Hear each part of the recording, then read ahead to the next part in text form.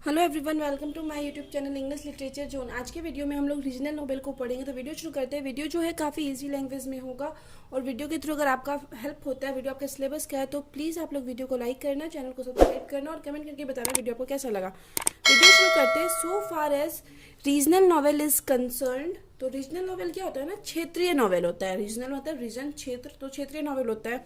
It is deals with the life of people, जो कि life of people को दिखाता है, लोगों की लाइफ को। आप सब स्पेसिफिक रीजन, जो कि कुछ स्पेसिफिक, मुख्यतः कुछ स्पेसिफिक क्षेत्र से आते हैं, आउटसाइड ए मेट्रोपॉलिटन सिटी। मेट्रोपॉलिटन सिटी यानी बहुत बड़ा वाला जो शहर होता है, दिल्ली, मुंबई, उससे कुछ आउटसाइड ऐसा शहर हो, उसके बारे में बताता है। Depicting the customs, tradition, dialects and natural scenery, और बताता है हम लोग को वहाँ के कस्टम्स, रीति रिवाज, परंपरा, डेलिकेट्स, वहाँ की शैली, एंड नेचुरल सिंसेरी, और प्राकृतिक दृश्य के बारे में, ऑफ द एरिया, उस एरिया के सारे चीज़ के बारे में बताता है।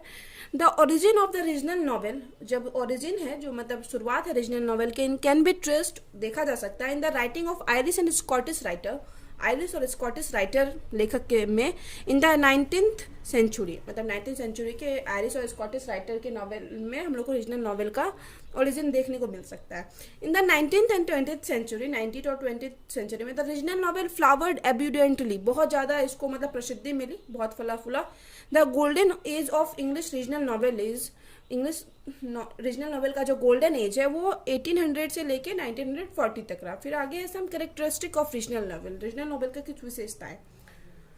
रीजनल नॉवेल में फोकस एक क्लैश को दिखाता है बिटवीन टू डिफरेंट आइडियोलॉजीज, दो अलग अलग विचारधाराओं, कल्चर और बिलीव्स, दो अलग अलग मतलब बिलीव्स यानी विश्वास को के क्लैश, मतलब उसको दिखा रहा है कि वो दोनों क्लैश हो रहे हैं, मतलब मिल रहे हैं। Regional novel also highlight, regional novel ये भी हाईलाइट करता है some social and economic issue को, हाईलाइट करता है सामाजिक और इकोनॉमिक इशू को, आर्थिक मतलब अर्थव्यवस्था वहाँ की कैसी थी, ऑफ द पीरियड, उस टाइम के, जो भी मतलब जिस भी टाइम पे लिखा गया original novel. Some regional novel created there on fictional world, कुछ रीजनल नॉवेल क्या होते हैं, खुद का फिक्शनल वर्ल्ड क्रिएट किए होते हैं, in order to express their views, अपना व्यूज एक्सप्रेस करने के लिए। फिर आगे है regional novel sometimes give the readers information, reader को इन्फॉर्मेशन देता है अबाउट द कल्चर के बारे में, historical importance of the place, उस प्लेस के हिस्टोरिकल इंपॉर्टेंस के बारे में बताता है।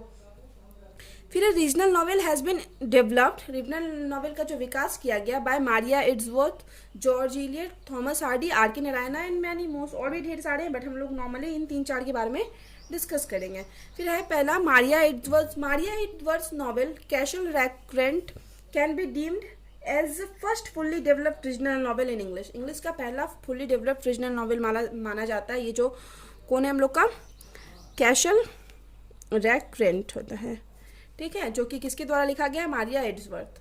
सी has skilfully painted the life of Irish people, वह अपने नॉवेल में आयरिश पीपल के आयरिश लोग जो है उनके लाइफ को प्रेजेंट करती है, क्योंकि रीजनल नॉवेल है तो कोई स्पेसिफिक क्षेत्र के बारे में ही बात करेगा, एंड देयर मैनर्स, और उनके तौर तरीकों थ्रू हर नॉवेल्स, अपने नॉवेल्स के थ्रू दिखाती है। It is also been considered, इसको माना जाता है as the first historical novel in English, English का पहला historical novels. His second novel, उनका जो सेकेंड नॉवेल है the Absentee, is also deals with the life of Irish landlord, यह आयरिश लैंडलॉर्ड यानी जमींदारों की लाइफ को दिखाता है। His third novel is Ormond which is a tale of life in Ireland, Ireland के लोगों के लाइफ को दिखाता है। फिर आगे है George Eliot first 4 novel, George Eliot का जो पहला फर्स्ट 4 नॉवेल था रीजनल नॉवेल, वो सारा रीजनल नॉवेल था। Their setting in the Midland countries, उनका जो सेटिंग रखा गया था जॉर्ज एलियट की नॉवेल का, मिडलैंड कंट्रीज मतलब ऐसा जो समुद्र के आसपास का इलाका हो, वैसे कंट्रीज में रखा गया था। Where she spend her childhood and youth, जहाँ पे वो जॉर्ज एलियट जो है अपना चाइल्डहुड और यूथ यानी जवानी स्पेंड की थी, व्यतीत की थी, वहीं पे लिखा गया।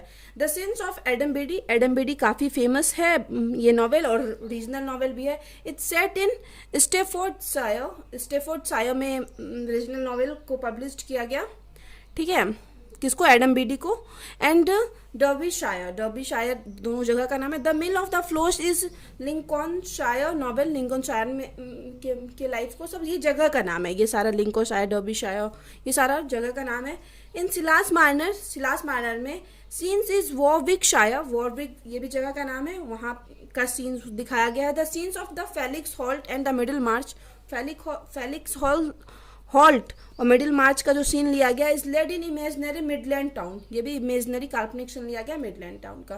फिर आगे है Thomas Hardy contribution in the field of regional novel is really noteworthy, काफ़ी नोटवर्दी है, विचारणीय है, महत्वपूर्ण है।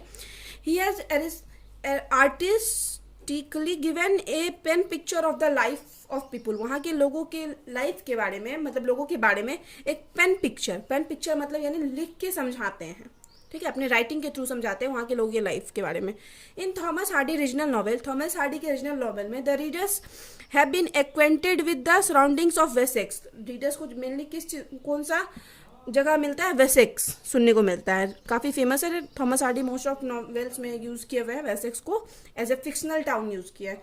Some regional novel of Thomas Hardy का जो कुछ रीजनल नॉवेल है वो है the Mayor of Casterbridge, Tess of the Urbervilles, far from the madding crowd. फिर आगे है आर.के. नारायणा, तो ये जो जॉर्ज इलियट है ना, उनका नाम मैरी एन इवांस भी था, तो इस वजह से हम ये बाद साइड में लिख रखे हैं मैरी एन इवांस।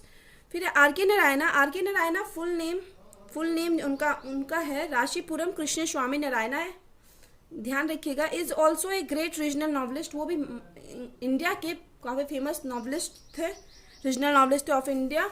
ही प्रोड्यूस्ड फाइनेस्ट नॉवेल्स, ढेर सारा बहुत अच्छा नॉवेल्स वो प्रोड्यूस्ड किए, लिखे, like Swami and his friend, the English teacher, the guide, जिसका कि हम वीडियो अपलोड भी कर रखे हैं, द बैचलर ऑफ आर्ट्स और वेटिंग फॉर महात्मा पे भी वीडियो अपलोड है, एंड द फाइनेंशियल एक्सपर्ट, ये सब काफ़ी फेमस नॉवेल है उनका। All this novels are set in एक स्मॉल फिक्शनल टाउन मलगुड़ी एक स्मॉल फिक्शनल टाउन है, फिक्शनल यानी काल्पनिक टाउन है, शहर है मलगुड़ी। तो ये सारा नॉवेल का जो सेटिंग है, वो घटना दिखाया गया कि ये सारा जो घटना है इस नॉवेल का, तो वो मलगुड़ी में ही हो रहा है। इन हिज नॉवेल, अपने नॉवेल में, there is a clash between the Indian tradition and culture and the western attitudes borrowed by the British. तो यहाँ पे अपने नॉवेल्स में वो क्या दिखाते हैं, क्लैश, यानी दोनों को मिलना दिखाते हैं, इंडियन ट्रेडिशन और कल्चर का और वेस्टर्न एटीट्यूड्स, जो कि हम लोग मतलब नो डाउट्स अंग्रेजों के शासन के बाद हम लोग में आ गया था थोड़ा बहुत वेस्टर्न कल्चर, तो दोनों का दिखाते हैं कैसे दोनों मिलते हैं, क्लैश करते हैं। The novel comments on the aspirations, novels किस चीज़ के बारे में बात करता है, aspirations, dreams, hope, struggle, lifestyle, ये सब चीज़ के बारे में बताता है उनका novels, of the people of Malgudi के लोगों के बारे में। Another great English regional novel and novelist, कुछ फेमस जो है दूसरे ग्रेट रीजनल नॉवल और नॉवलिस्ट आगे लिख रखे हैं, तो आप ये अलग अलग लिख सकते हो। अगर आपको नोट्स बड़ा करना है, एक पोएट लिखोगे, उसके बारे में 4-5 लाइन लिखोगे, फिर दूसरा पोएट, यहाँ पे नॉर्मली 4-5 पोएट को मिला के हम उनका नॉवेल और उनका नाम लिख दिए हुए हैं।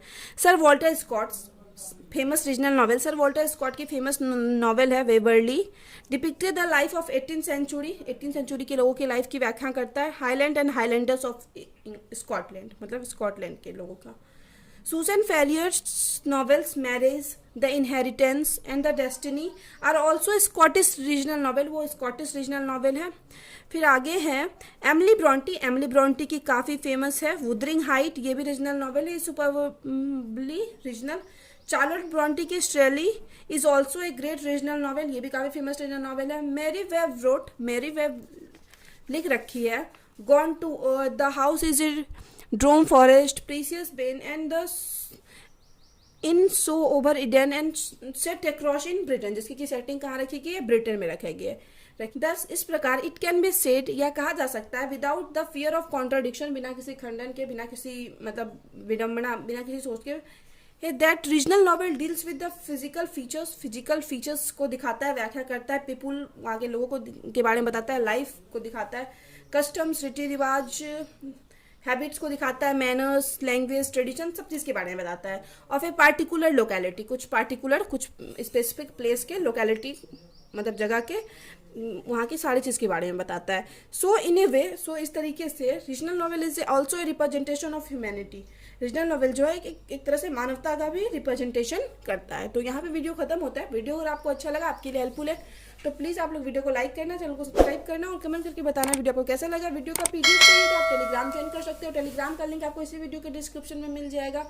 और वीडियो से रिलेटेड कोई डाउट है तो आप इंस्टाग्राम पे टेक्स्ट कर सकते हो, इंस्टाग्राम का लिंक भी आपको इस वीडियो के डिस्क्रिप्शन में मिल जाएगा। मिलते हैं नेक्स्ट वीडियो में नेक्स्ट टॉपिक के साथ।